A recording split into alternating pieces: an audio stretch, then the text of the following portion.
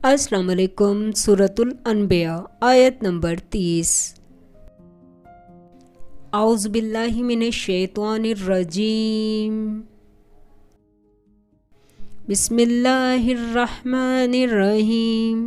इसमें हम अल्लाह की शान बयान करेंगे। क्या काफिरों ने नहीं देखा कि आसमान और ज़मीन दोनों मिले हुए थे, तो हमने इनको जुदा जुदा कर दिया और तमाम जानदार चीज़ें हमने पानी से बनाई। फिर ये लोग ईमान क्यों नहीं लाते? सूरतुल अनबिया आयत नंबर 31। और हमने ज़मीन में पहाड़ बनाए ताकि लोगों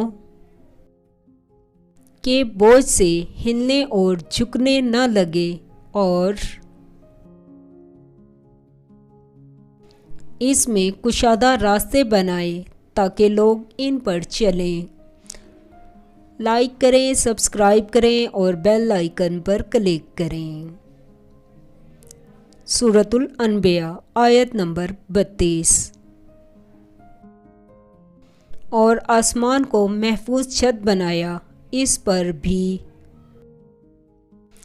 वो हमारी निशानियों से मुंह फेर रहे हैं। सूरतुल अनबिया आयत नंबर 33। और वही तो है जिसने रात और दिन और सूरज और चाँद को बनाया। ये सब यानी सूरज और चाँद और सितारे आसमान में इस तरह चलते हैं गोया तैर रहे हैं। सूरतुल हज आयत नंबर 6। इन कुदरतों से जाहिर है कि खुदा ही कादिर मुतलिक है जो बरहक है, और ये कि वो मुर्दों को जिंदा कर देता है, और ये कि वो हर चीज़ पर कुदरत रखता है। सूरतुल हज आयत नंबर 65। क्या तुम नहीं देखते कि जितनी चीज़ें ज़मीन में हैं सब खुदा ने तुम्हारे ज़ेरे फरमान कर रखी हैं, और कश्तियाँ भी इसके हुक्म से दरिया में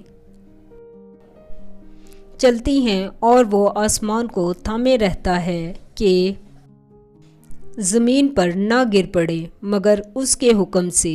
बेशक खुदा लोगों पर निहायत शफ़क़त करने वाला मेहरबान है।